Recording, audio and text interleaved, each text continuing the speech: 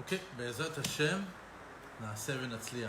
I want to welcome you to the weekly class that we do for Parashat Shavua at this new location of Nativei Ezra. Be'ezrat Hashem, that this lesson will be to the refuah shelema of Matan and Aaron Seton.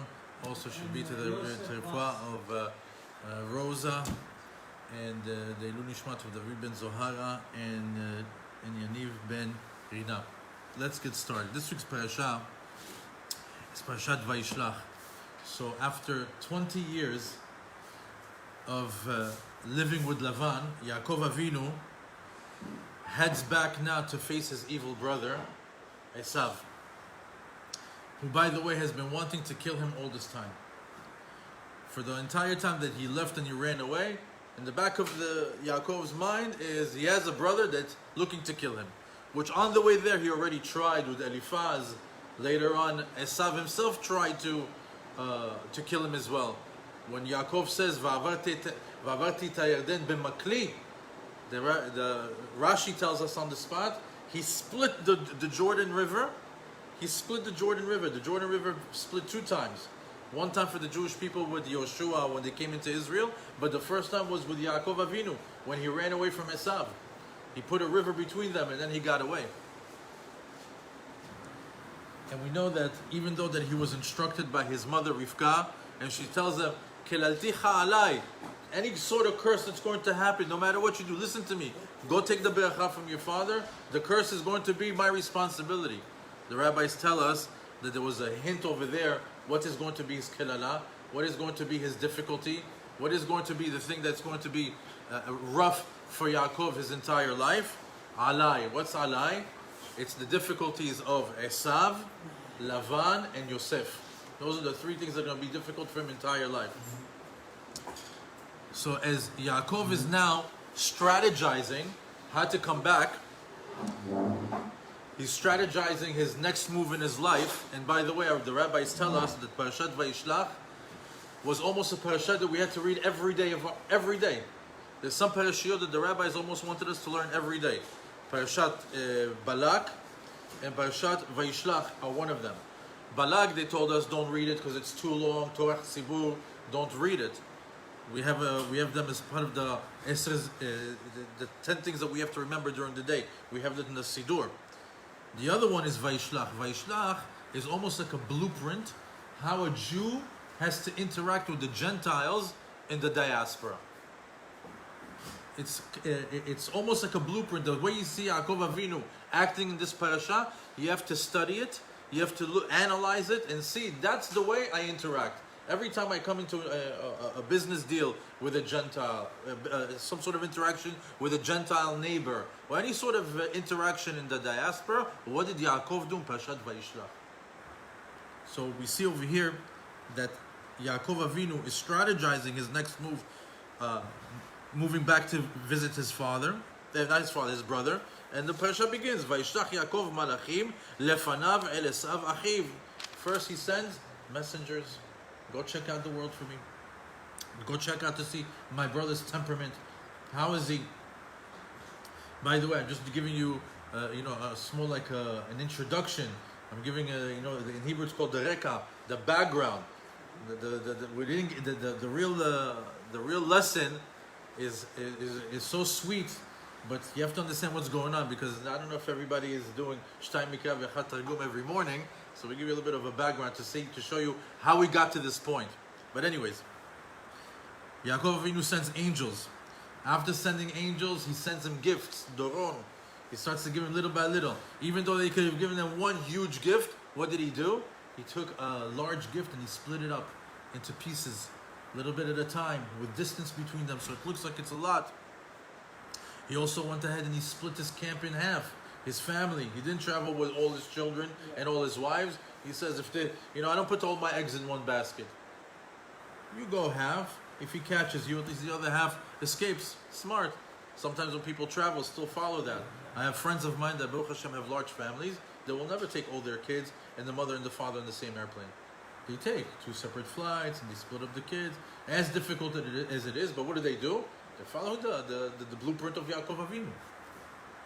Not only that, they left even at different times. So if we go to Perek Lamed Bet, Pasuk Chav Gimel, it says, ויקום בלילה הוא, ויקח את שתי נשיו ואת שתי שפחותיו ואת 11 ילדיו ויעבור את מעבר יבוק. We see over here that Yaakov Avinu takes his 4 wives, his 11 children, and all his belongings, and he comes to cross a river. Now, it says over there, ויקחם ויעבירם את הנחל ויעבר את אשר לו. It says that he was actually standing in the middle of the river, and he would take him from one side to the next, from one side to the next. And then it says, the following pasuk, ויוותר יעקב לבדו ויאבק איש עמו עד עלות השחר. All of a sudden he's left on his own, meaning all the children went, the whole family is on one side, and he says, oh, I forgot something, let me go back and get it.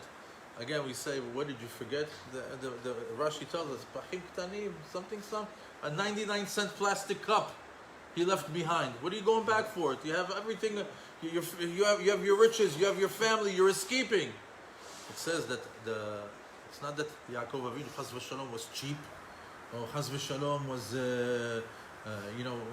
was, what? Stingy. Yeah, like stingy.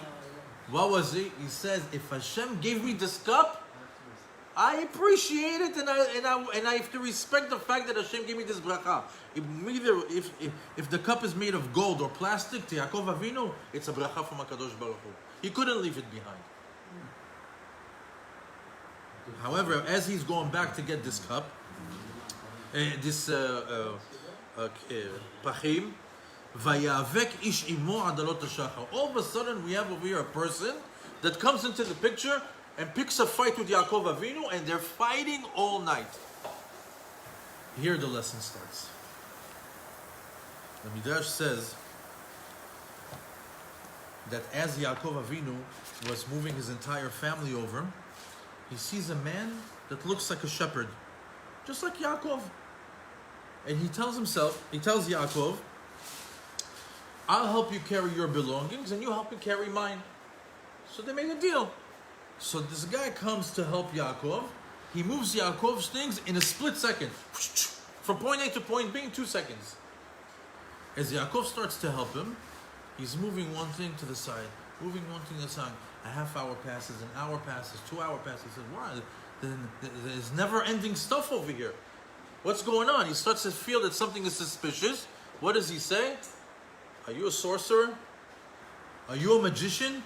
What is this never-ending flock, this never-ending product, goods that you have over here? Says Yaakov Avinu comes to do something to check him if he's a sorcerer, if he's doing kishuf, if he's a magician. He tells him, Yaakov, watch out for me. And what does he do? He sticks his finger into the earth, and from this finger comes up this huge volcano spitting out fire, and he starts trying to scare Yaakov Avinu.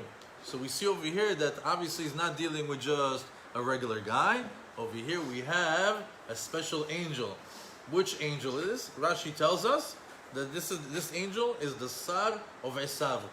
The Sar of Esav is also known as the Samech Mem. He's also known as the angel of death. He's also known as Satan. He's also known as the devil. He's the all-encompassing one, the Yetzer Hara, the evil inclination. All of them is this angel.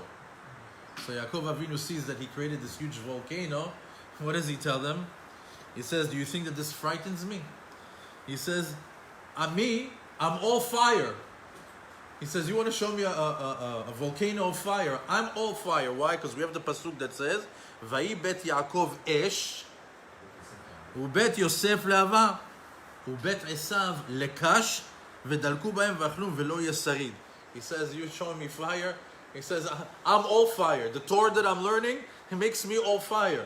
You can't affect me with this trick that you're doing. Not only that, it says, ubet Esav lekash.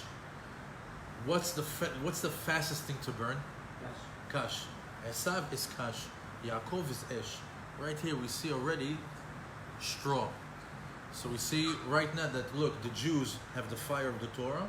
Esav, the wicked, they, right now that are full control in the world, you know what they are to us? Straw. Derech Hagav, why would Esav say Kash? Esav also, we know, he also had 400. The number 400. What's the number 400? He had 400 angels that were assisting the Samech Mem. These were 400 also in this week's parasha. We see that he had 400 men, Alufei Esav, that came to him. Why 400? It's a number of Tum'ah, it's the letter Taf. But if you take the word Kash, Kuf is 100, Shin is 300. Kash together is 400. Meaning, Esav, you want to come with your 400? You're Kash, we're fire. Not only that, this is something that came to me. What was Esav telling his father? He was telling his father, he told him, how do you make tithing? How do you take maaser from salt and straw? No such thing. He was just, talking to his father like, I'm talking Torah talk. But if you think about it, what's tevin? Tevin, if you split the word, it's taf, ben. Taf has the numerical value of 400. He says, how do you maaser your ben, your son, that also has the 400, that klipot, 400 klipot? What's the tshuva? The Torah eats the ben with the 400. The Torah eats the son that's the kash. But anyways, the Samech Mem is already trying to scare Yaakov Avinu, and it's not working. We move on to the next pasuk, and it says, "Vayar ki lo yachol lo, vayiga bechaf yerecho, v'teka kaf yerech Yaakov be'evako imo." So he says that they're fighting right now, and he's not able to overpower him. By the way, do you guys know what day of the year it was? Very interesting date. It's a famous date, actually. What was the date that Yaakov and Esav fought? The son of Esav fought? Tisha B'Av. Interesting date, isn't it? When I came across it, I was also wowed by it. It says that he fought with him until dawn. It says, ויאמר שלחני כי עלה השחר ויאמר לא אשלחך כי אם ברכתני. He says the crack of dawn is over here, release me. He says, I'm not releasing you till you bless me. What's the point over here? It says, what is so urgent? They're fighting all night. Imagine we're together for 8 hours. All of a sudden, I'm just I gotta go. What happened? Why do you have to go? What's this sense of urgency? So you're going to be this is the beginning. Let's say the pshat. Rashi says it was his turn to do shira. What do you mean shira? So we know that every single day we sing the kedusha in Amidah. What do we say in the Chazara? It says, נקדישך ונעריצך כנועם שיח סוסף לקודש המשלשים לך קדושה וכן כתוב היד נביח וקרא זה אל זה ואמר קדוש קדוש קדוש. We say it every day, 2 times a day, right? Even more. Now the Samech Mem over here, this angel says the time has come for Shachrit. It's Netz. I have to do Kedusha. And how do they do Kedusha in the Shamayim? There's 3 sects of angels. There's Malachim, Seraphim, Ofanim. Each one has a higher level and a different purpose. And what do? They line up. And how do they do it? The first level says, Kadosh. The second level says, Kadosh. And the third level says, Kadosh. What do we do over here? We mimic it. If you never paid attention to the language, it says, Nagdishach v'naritzach kenoam siach sutzaf v'kodesh. We are going to do exactly like the voice of the angels. We're mimicking the angels. V'kara ze el ze v'amar, meaning one section of angels is asking the other section of angels, like respectfully, respect. I'm about to praise Hashem. V'amar ze el ze v'amar kadosh kadosh kadosh. So he says, it's my turn to go up there, and today is my turn to be chazan. I can't miss it. I'm leading them. So he had a sense of urgency to go up. However,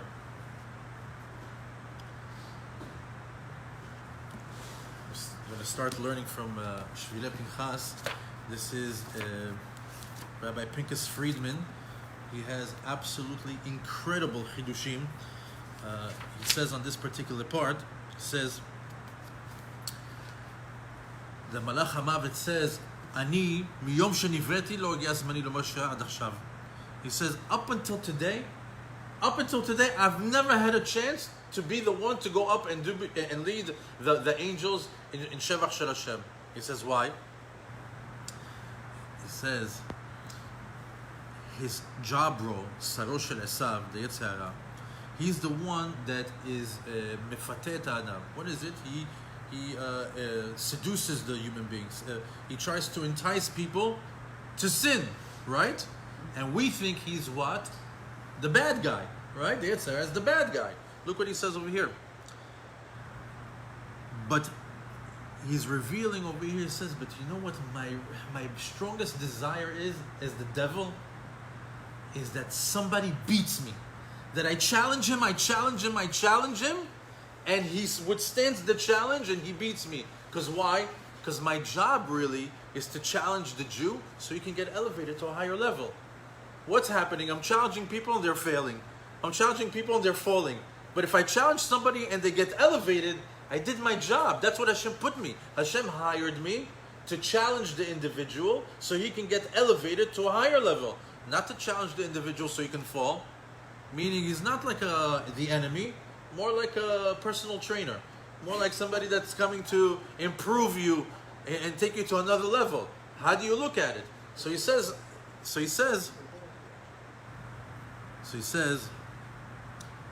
I've always wanted to cause nachat ruach to HaKadosh Baruch Hu, but I've never been able to until I bump into who? Yaakov.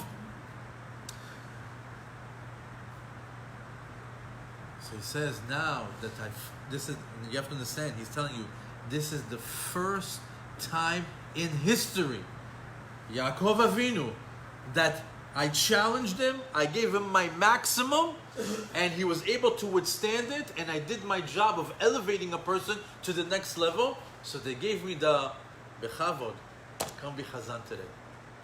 He says, finally you did your job right. Everyone you're challenging and they're failing. He says, look, with the Yaakov Avinu, you got the thing, and that's why it was so right. It's like, I've never been invited to this before. I've never gotten the honor to be a Chazan. Yaakov Avinu gave me that opportunity, and that's why he was so excited. Never thought about the Yetzer Hara like that. We always have such a negative way of thinking about him. But rightfully so, don't worry, he's not such a tzaddik anyways. The Ben Ish Chai says something even more interesting. He says that us, usually when we get into the same situation as him, in a situation of danger, right? What do we have to do? When we get into a situation of danger, what do we have to do? Like if a person is bedridden or he goes to jail, he has to go to the shul and say Birkat Hagomel. He says, I just had my toughest fight of my life and I survived it. I have to go upstairs and do what? Birkat Hagomel. I have to thank Hashem that He saved me. The Ben Ish Chai says that was his burning desire to go up. However, it says Shalcheni ki ala shachar, the Gemara talks about this. When it says send me up because now it's the break of dawn, Masechet Chulin in Daf Tzadik Aleph on the 91st page on the second side, it says over there.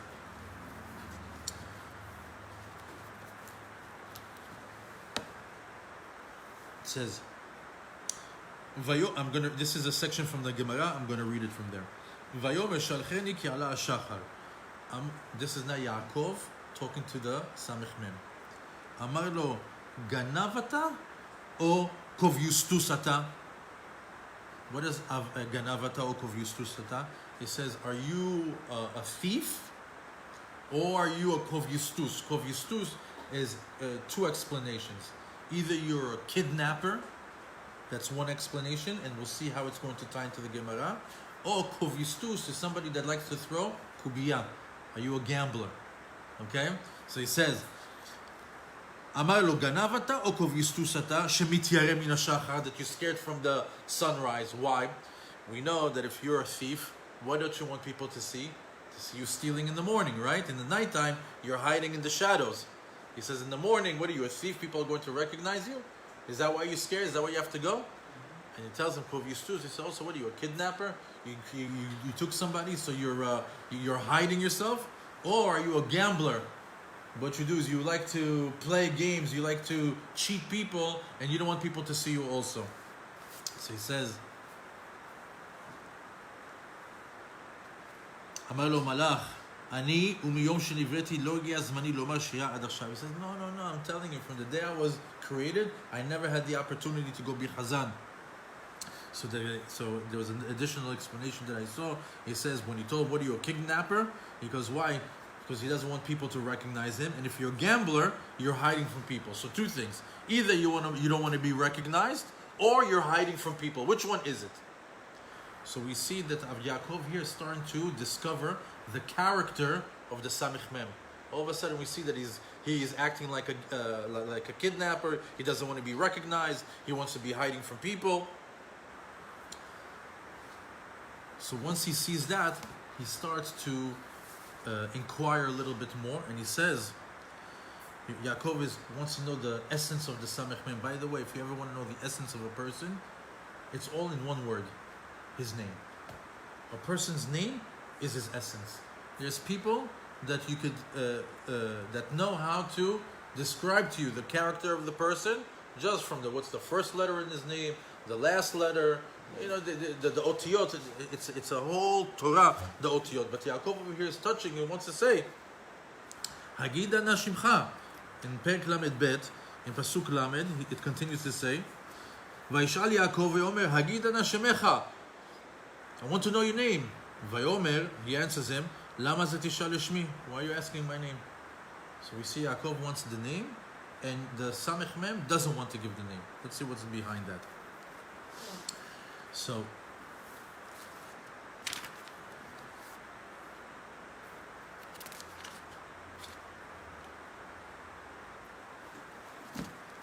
says we have to now analyze a little bit this whole thing of the name, because this parasha, this class, this lesson is called the name changer. And as much as we all know that the name that changed over here is Yaakov Avinu's name, that went from Yaakov to Israel, but we have to know that there's somebody else in the parasha that changed their name, but we have to dig a little bit about names to understand what's the meaning of names. So it says over here to Yaakov, the Samech Mem tells Yaakov, Lama ze tish'al shmi? Why are you asking my name? Why? Because angels are known to not have a set name. En lo shem kavua. Angels, I'll read it over here in Hebrew, Mishtanim shmotav lifi mitzvat avodat hashichut shanim shtalachim. In other words, an angel, his name changes according to his mission. So even if I tell you my name now, next time you see me, I'm going to be a different name. So what's the difference? I don't want to tell you the name, right? That's one thing. Secondly, it says,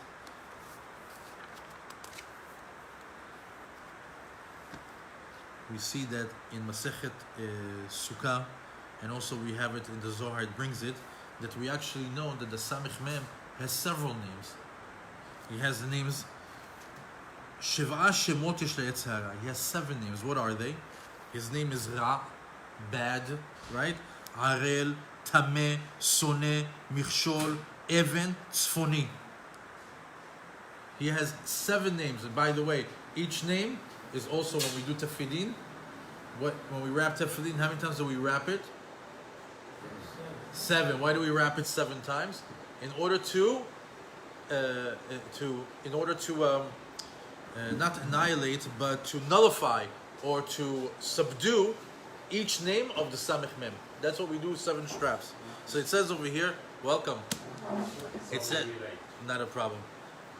And it says, ואם פגע בך מנוול זה, and if this putrid creature, the Samech Mem, bumps into you, this Ra, this Arel, this Tameh, this Soneh, this Bichol, this Evan, this Tzfoni, if you bump into him, what do? Moshcheu lebet HaMidrash. Drag him into the Bet HaMidrash. In other words, anytime a person is challenged with the Samech Mem that he's really giving him a hard time to perform mitzvot, what do? You tell him, you that you're giving me a hard time, follow me right now, we're going to shul. We're going straight to shul. What are we going to do? We're going to do a lesson. We're going to read a book. We're going to do something. Why? Because over here is his antidote.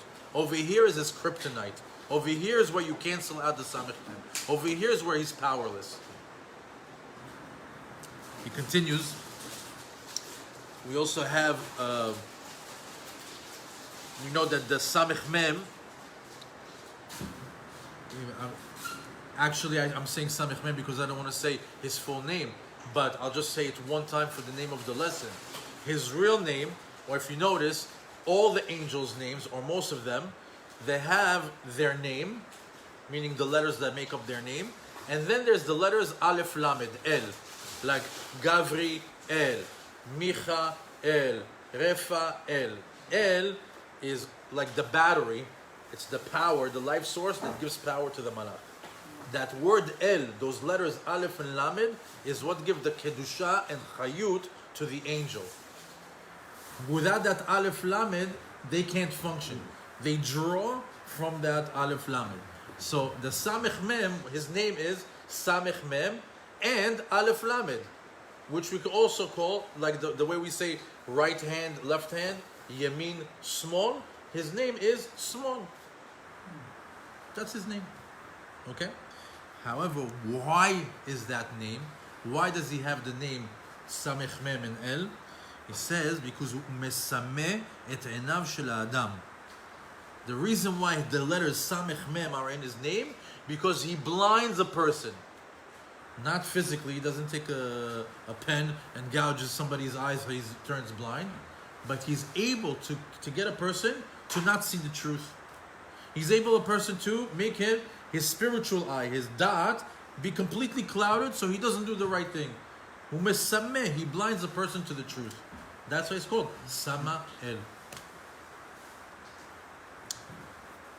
As a matter of fact, there's a halacha in Shabbat that says Shochet Chayav, a person who shechts an animal on Shabbat,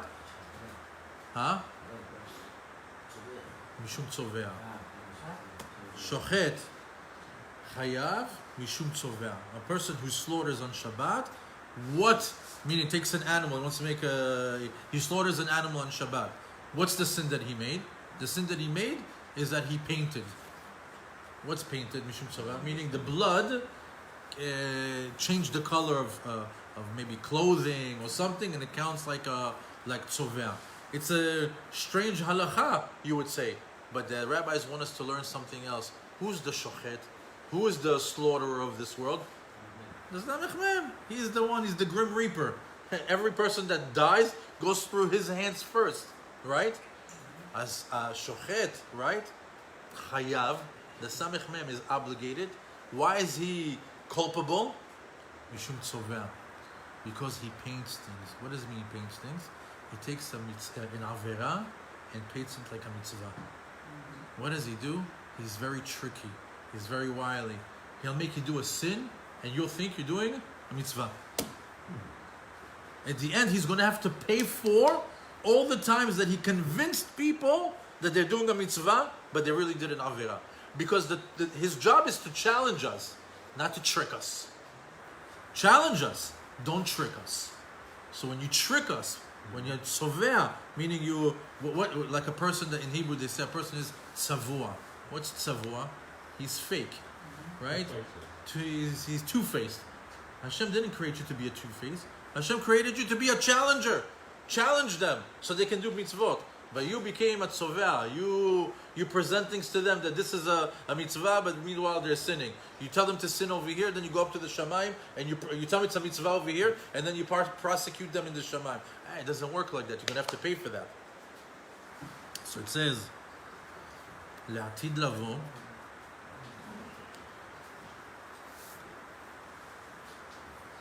in the end of days, which we know in the end of days, in the coming of Mashiach, is going to be a time of a lot of darkness.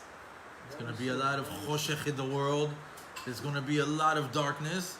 But the only reason why there's a lot of darkness is because an extreme amount of light is going to come. You know what's the light of Mashiach? So, when is the darkest moment of the day? Right before the break of dawn. Right? So, what's the break of dawn? The coming of Mashiach. So, right before Mashiach, there's going to be a lot of darkness in the world. So, la'atid lavo, when it says over here,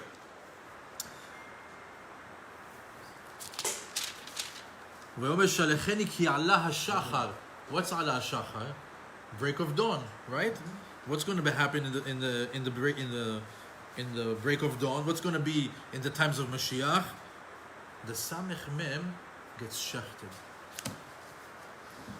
This devil, we're going to take him on top of a mountain, Har Seir, and we're going to shecht him, and he's gone.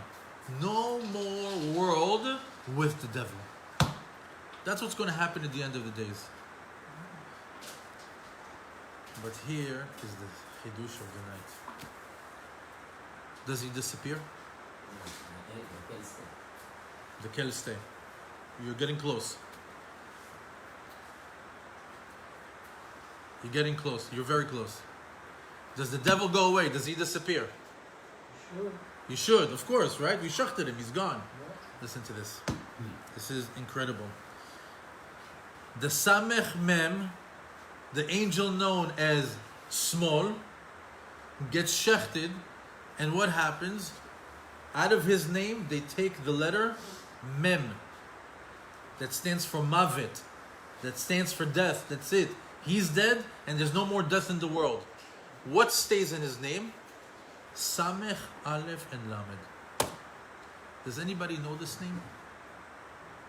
Does anybody know this name of the angel, Samech, Aleph, and Lamed? Okay, so maybe we'll say that a second. We'll give it a little bit of insight over there before we go deeper into it later on. If you do Asher Shvei Betecha in Poteach et Yadecha, right? It says Poteach et Yadecha umasbi'a lechol chai ratzon, right? What are you supposed to think over there? Hashem, give me $1 million, right? Right? No, it's not what you think. You have to think of Rashi Tevot, Sofet Tevot, and there's another kavanah. Poteach et Yadecha Rashi Tevot, Pe Aleph and Yud. Sofet Tevot, Poteach Chet et Tav Yadecha Chav Chatach. But if you read over there in the parentheses, it tells you of another name to think of, and it's the name of Samech and Aleph and Lamed. Those are the three angels that have the keys to the Parnasah. When you say Potach et Yadecha, don't think Hashem give me $1 million. You have to think of the angels of the Parnasah, that they should open up the key for you for the Parnasah. Most Sidurim have it. If you just flip through it, it tells you. Think of this name, think of this name, think of this name. After.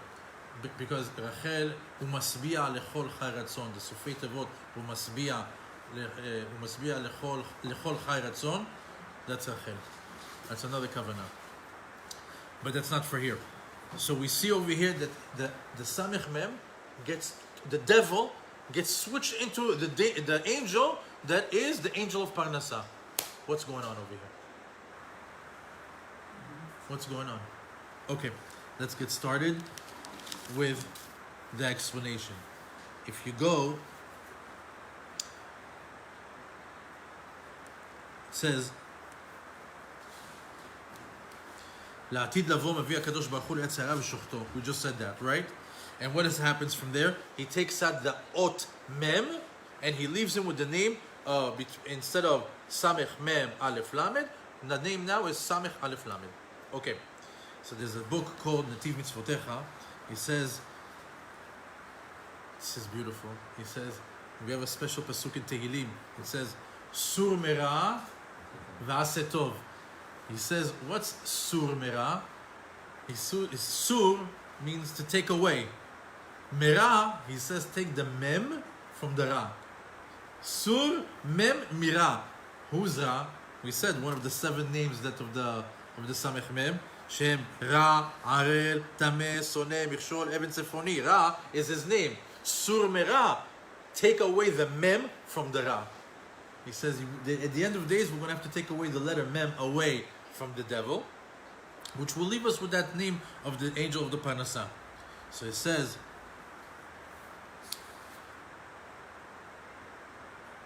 when he tells him, what is Hagid Nashmecha, when Yaakov Avinu tells him, what is your name? He says, is it possible that right now we reach this level of the Geulah? Yaakov Avinu sees that he just wrestled with the devil and he's winning. Not only that, he's ready to tap out. He said, no, let me go. Let me go. Are you saying uncle? Are you saying that it's time for you to go? Okay, so what is your name? Tell me what's your name. He says, I know you to be the devil. Now you're going to tell me that maybe if you tell me that your name is Samech Aleph and Lamed, that's it. We took the mem out of your name. So he says,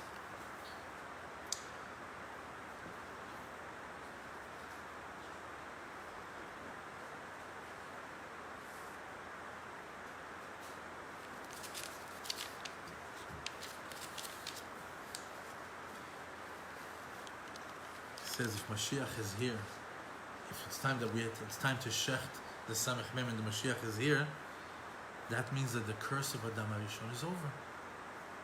When Mashiach comes, the curse of Adam HaRishon is over. And we know what is the curse of Adam HaRishon. Last week we said it. Beza'at apecha tochal lachem. Right? One of the curses of Adam HaRishon was that he has to work hard for a living. He has to work super hard to bring money home. However, it says, La'atid lavo, in the time of Mashiach, when they take away the mem from his name, and he's going to have just the name of the Parnassah, and he becomes the angel of Parnassah, the Arizal tells us that the name of Samech Aleph Lamed that comes from Potech Et Yedecha is the name of the Parnassah. So he says, over here there's a tikkun, and we already know that there's a tikkun because we know that Shufrei de Yaakov Avinu me'en Shufrei de Adam HaRishon. We know that Yaakov Avinu was the tikkun of Adam HaRishon. So we see, wait. Last week we had a different connection. We had Rivka and Yaakov and Esav. We had the tikkun of Adam HaRishon. Over here we have a different tikkun. It's Yaakov and Sarosh and Esav, or plug in their Gilgulim. Right now we're talking about Adam and the Nachash. What is the tikkun of Adam and the Nachash right now? He's telling him, if you remember, in the beginning, before Chet Adam HaRishon, what was the plan? The plan was that Adam was going to be this holy, spiritual individual, that he was going to be serviced by the angels. We even know that in Bereshit it says that the angels cooked for Adam HaRishon and they fed him, they serviced him. The Nachash, who remember that the Zohar told us was actually the Gamal, and only after they chopped his legs he became low to the ground. Why did they chop his legs? Because he was supposed to be the supporter, the legs of the Torah. He was supposed to support Adam, and Adam was going to be the spiritual individual. So what happened? Adam was going to learn Torah. The Nachash was going to be the supporter. But because Chet Adam HaRishon brought Mita la'olam, what happened? The letter Mem of Mita got taken and got plugged into his name. In the beginning, his name was also Samech Aleph Lamed. He's a supporter. He's the one that gives Parnassah. Right? Now that he put the Samech Mem, that's how he became that name. Now, as soon as that happened, we got the punishment. What's happening over here? Ba'atid lavo, the Samech Mem, the Mem gets taken out. He goes back to his original role, and what happens? He becomes the supporter of the Torah again. That's why he became the angel of the Parnassah. Because right now his role in this world is not to challenge us, but to support us, to give us, to do everything that we need. So look how the devil has a dual role. Right now, we know him as Samech Mem Aleph Lamed. La'atid Lavo, he goes back to his original role before Chet Hadan B'Yishon of Samech Aleph Lamed as the supporter of the Torah. Now, because of this, we can understand now, because he got his legs chopped off, we see something else. Because when they got into a fight, what did the Nachash attack on Yaakov? His legs. He attacked his legs. Why? Because right now, he's still Samech Mem, he's still the bad guy, right? As much as we're starting to warm up to him as a nice guy, the angel of Parnasah, he's not that yet. Right now, he is now with Yaakov, fighting with him as the Samech Mem, and he attacks his legs. Why does he specifically attack the legs? The legs support the body. Also, the legs represent those that support the Torah learner. The Torah learner, in Judaism, we have to have people that are in yeshivot learning Torah, whether you like it or not. And then we're going to have the gvirim, the ones that know how to do business, that go out there and make millions of dollars, and they take money, a lot of money, as much as they can, maaser or chomesh or whatever it is, or they get into a zevulun, Issachar sponsorship, and they take from the wealth that God gave them in order to do what? To support the Torah Jew. So the Samech Mem said, I was supposed to be that, and my legs got chopped off. And right now, look at me, I'm the snake, or look at me, I'm the Samech Mem. I got this different role right now. I'm a fallen angel. So what did he do? He attacked the legs. He attacked the legs that represent the Torah. In other words, and here we said this last week, but we'll say it again. If you go according to the Sefirot of the Kabbalah, the leg is that he attacked the Netzach and Hod. He attacked Hod. Hod is the fifth Sephirah, which is corresponding to the fifth millennium, the Elef HaChamishi that we're in right now. Why did he specifically attack him over there? To let you know, in the fifth millennium, in the millennium that we're living in right now, you know what my job is going to be? You know what I'm going to concentrate on? I'm going to attack the supporters. I'm going to attack the legs. I'm going to attack the Torah learners. Where do we see that today? Huh? So this is, you see, right now, here, the Samech Mem, what does he do? He also, Corona, COVID, shut down the synagogues, shut down the schools, shut down the kolelim. Why? Because he wants the Torah to go down. As a matter of fact, the Chafetz Chaim speaks about this. I saw this brought down in Ur Daniel. I'll read it from there. It says, שרו של עשיו היה יכול לסבול את החסד של אברהם ואת העבודה של יצחק אבינו, אבל כשהגיע לתורתו של יעקב אבינו, כאן החליט לצאת למאבק ומלחמה ועשה כוח להתנפל ליעקב. The Samech Mem says, you know what? Because the question is, why did the devil fight only Yaakov? Why didn't he fight Abraham? Get it in the first time. Why don't you fight Yitzhak? You see that the family is growing. Torah giants. Why'd you wait only to Yaakov? You know why? He says, you know what? The Chafetz Chaim says this. He says that the Yetzirah lo echpat lo, that the Jew, first of all, he said like this. Let me explain the first part. He says, Avraham Avinu was chesed. Okay, so he does nice things to people. Let him. Yitzhak is avodah. Okay, he wants to pray all day long. Let him pray all day long. Yeah. But the minute Yaakov came around and he started to what? Study Torah, he said, no. Torah we can't. The Chafetz Chaim said, the Yetzirah says, lo echpat leYetzirah. He doesn't care. Sheyudi ta'aneh v'yifkei palikolam. He says, he doesn't care if a Jew cries all day long and prays all day long and does good deeds all day long. Just bilvat shelo yilmad. Just don't learn. Just don't learn. Because why? It's like this. Two people are fighting, right? Each one is holding a weapon, right? As long as they're fighting and each one has a weapon, it's like a fair fight, right? But as soon as somebody loses the weapon, it's not fair anymore, right? Because one has a weapon, one doesn't. What's the Jew's weapon? The Torah. He says, if I can make them drop their weapon, the thing that's protecting them, then I could be. So he says, it's not a fight with Avraham. It's not a fight with Yitzhak. But with Yaakov, this is where the fight is. This is where we have to make sure that we don't give him the ability to attack, to grow. And this is the same thing with HaKadosh Baruch Hu. It says, Barati Yetz Hara, Barati Lo Torah Tavlin. V'shum kli milchama acher lo yatzliach alav, rak limud haTorah. HaKadosh Baruch Hu says, listen to me. You have an enemy. His name is the Yetz Hara. But I'm going to reveal to you his kryptonite. I'm going to tell you what defeats him. Barati lo tavlin. I have a thing that can defeat him. What is it? Torah. In other words, this whole big individual that we're talking about, the devil, you know what beats him? This book, and this book, and this book, and this book. Hashem told us already. He doesn't throw us out into war without the weapon. He doesn't throw us into a fight without giving us a winning chance.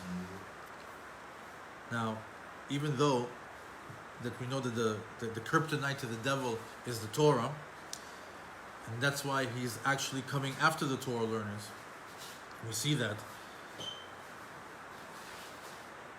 in Masechet Sanhedrin on the 93rd page. Tzadik Zayin, 97th page. It says, Amar Rabbi Yochanan, Dor sheben David babo, Talmidei Chachamim mitma'atim. The Gemara says, you know when Mashiach is coming? When the Torah learners start to get mitma'atim, they become less. In other words, they start to dissipate. How is that? How do we see that? We see now, as long as the Torah learners are not going to their yeshiva, they're not going to the kollel, they're not meeting in synagogues. This is very heavy in Israel. Israel, where the Torah learning is the center of it, let's say. So how do you know Mashiach is coming? When the Torah learning starts to go down. It's not by choice, but it's happening. We're not saying that the Torah learners folded up the books and said, that's it, we don't want to learn anymore. It's not by choice, but they're being forced. Because I can tell you, when you're sitting at home, you're not learning like the way you're learning with a chavruta. When you're at home, it's not like when you're learning with a teacher. When you're learning by yourself, it's like when you're learning in a big room where everybody's stagging away. It's completely different. So we see that the level has decreased. If we were at 80%, 90% capacity, what are we now? Maybe 30, 40, 25. Who knows where we are? The only positive thing out of that is we know that Mashiach is coming. But we have Zoom. Do you see the configuration of the Zoom, by the way? 4 and 4? Shaped like a menorah? Nice. Nice. We have a human menorah. One other thing that Rabbi Mansour said a couple of years ago that I thought was genius. He says, you know why the Yetzer Hara specifically attacked him on his thigh? He says, why? Because in the 5th millennium, the Jews are going to be dealing with something that's on their thigh. What is it? What does everybody have in their pocket or on their belt? The cell phones. He says in the 5th millennium, everybody's going to be dealing with the biggest enemy of all. It's in your hand. You gladly open it and sin in it. You're looking, Bitul Torah, and the thumb doesn't stop. Never-ending thumb. Up, another page, another page, another page, another page. It says in the 5th millennium, the reason why he got hurt over there, because everybody's going to have a thing on their thigh that's going to be bothering them. But this is the tikkun in the time of Mashiach. He's going to go from adversary to supporter. That's the tikkun of Samech Mem. He's going to be the name changer. He's going to go from the devil to the supporter. Just like his original role was before Chet Adam HaRishon. So we have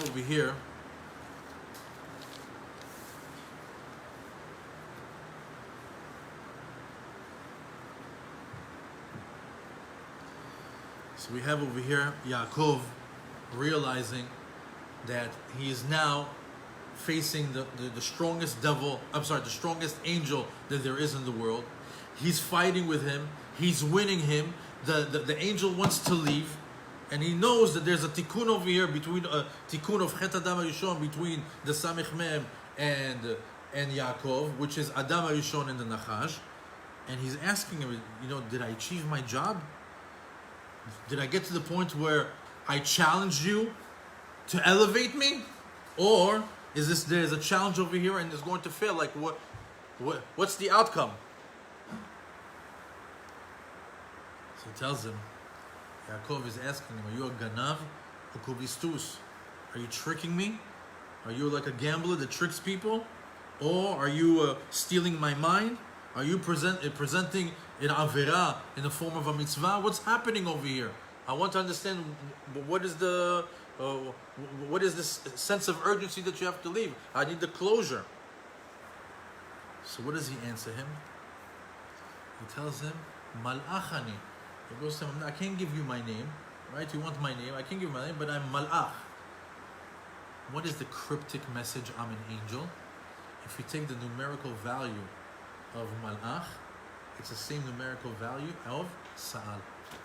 In other words, he's telling him, I am Mal'ach, I am an angel. If you take the Mem and the Lamed, and this, the Mem Lamed Aleph Chaf, it becomes the Samech Mem. So it tells him, if you got to the point that you're Samech Aleph Lamed, that you became the Tikkun, and right now you're fixed, he says, Lo ashalechecha ki tevarecheni. He says, Ki berachtani. I'm not sending you away till you give me a blessing. So why does he want his blessing?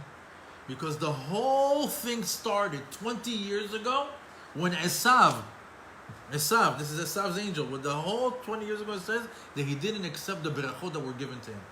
So he says, agree with me that those berachot belong to me. Bless me, tevarecheni, that these blessings belong to me. So what does he tell him?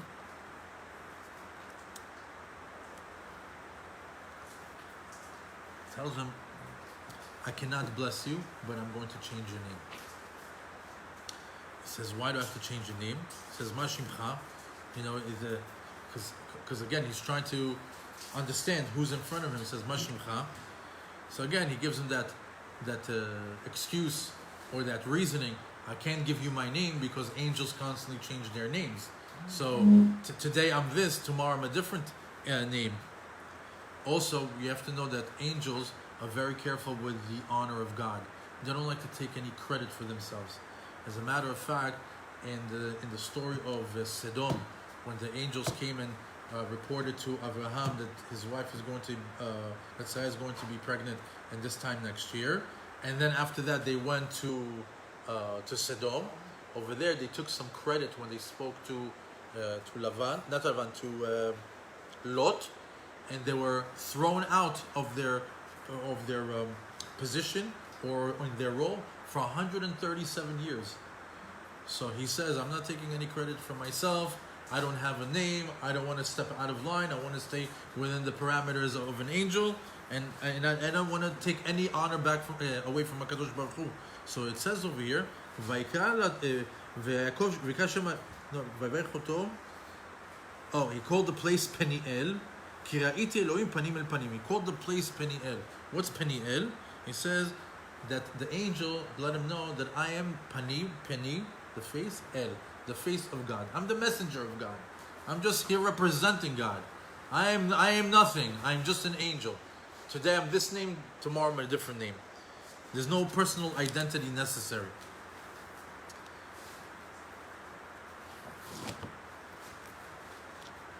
Over here, I'd like to maybe, in conclusion, just do a little bit of introspect about Sar Esav when he asked him for his name. Ironically, Sar Esav, he's the angel of the Gentiles, the Goyim.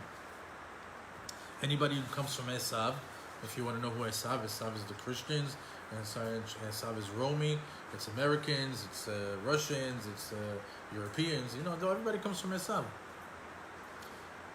When you ask a Gentile, small talk, hey, how you doing? What's going on? How are you? How's the weather? You watched the Heat game last night? Small talk, no problem, right? But when you get to personal talk, like the way Yaakov got into personal talk with the angel, what did he tell him? Ma shimcha, what's your name? What happens when you ask a Gentile, what's your name? Where are you from? What do you do? Where do you live? What did they tell you? Private, right? Personal talk, they stop. They could talk about the weather, they could talk about the sports, but if you ask them about how do they make a living, they're not so comfortable talking about it. Where do you live? They're not so comfortable about it, right? However, in contrast, if you ever pay attention to Jews, when you tell them, what's your name? Me? My name is Sharone Moshe. My father's David. You know David from the catering? Yeah. You know my uncle. We give like a whole thing.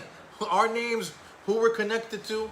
Not only that, where do you live? I live up the block. Where are you on Shabbat? You want to come to my house on Shabbat? Do you ever notice that? When it comes to us, we open up. We give our names, our family tree, who we know, what's our connection, what's our profession, what do you do? And not only that, we open up our house to any Jew, carte blanche. It's not like that. Those the Gentiles, they don't go to church and they bring home people to stay over for the weekend. There's borders, like the angel. Mashimcha, he didn't want to give the name. As a matter of fact, I'll just tell you a small little story. When I was traveling for business about a couple of years ago, it was beautiful. I was there for like maybe 3 days already. Tuesday, Wednesday, Thursday. Thursday night, I'm sitting in a restaurant, kosher restaurant by myself, talking to my wife, drinking my soup. It was very cold. She's like, so what are you going to do for Shabbat? I tell her, you know what? I really don't know. Hashem knows where I'm going to end up this Shabbat, but it happened to be that the hotel that I took, it wasn't close to a shul. You actually have to stay over somebody's house because that's where the shuls are. And just as I'm talking to my wife, I get tapped on the shoulder, and all of a sudden, are you Yemenite? I go to, no, I'm not Yemenite. You're not? You look like my friend who's Yemenite. I'm like, okay, I get that a lot. So what are you going to say? Yeah, where are you from? What do you do? I'm on a business trip over here. Are you here by yourself? Yeah. Come on for Shabbat. Who does that? Who asks you for your name and then right away opens up and tells you, come stay in my house. We know each other 15 minutes. That's a Jew. That's Jews. The goy, Mashimcha. What do you want to know my name for? What do you want to do? An investigation? Writing a book? I don't know you. Please, keep your distance. Another thing that maybe we can walk away from this lesson is that now that we know a little bit better, we learned a lot about the devil. A lot about the Samech Mem. Okay? Huh? Samech Mem Aleph Lam. Yeah.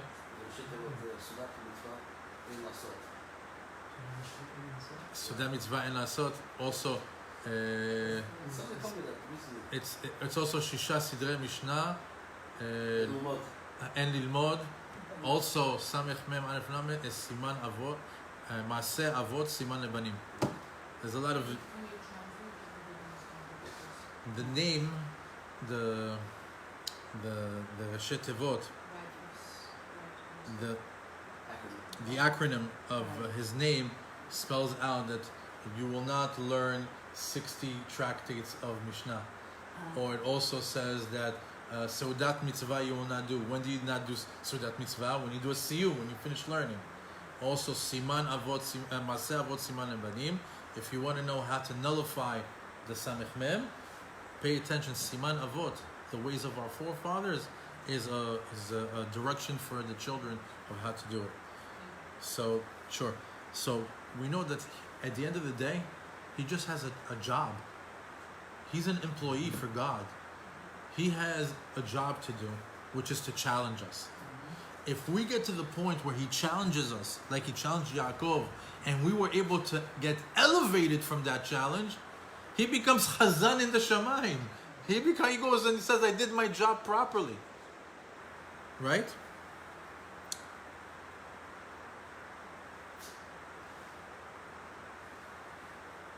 Him elevating us to a higher level with Hashem, that's his true job description. However, his success rate is very, very low. More fail than succeed when challenged by the Samech Mem. Even though that his first success was Yaakov, let the next success be you. Now that you know that if you withstand the challenge, you have a chance to get elevated, and he really gets to fully perform his role as an angel. Don't get me wrong, I don't think he's misunderstood. I still think there's like some sinister side to the Samech Mem, but we could see that we could take that and switch it. There's always a kaf zchut to everything in the world that we could see it. A positive way of spinning things. And we see something very interesting, that even the devil himself has a tikkun. Even the Yetzer Hara has a tikkun.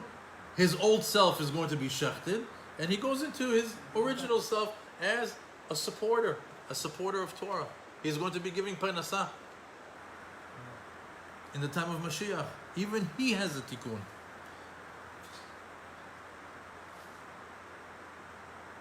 But we know that right now he is ra, that he's bad, and yitzoveh avera kemitzvah. He has this trick where he makes a person sin thinking that he's doing a mitzvah. And so we know that the only protection that we have from the Samech Mem is the Torah.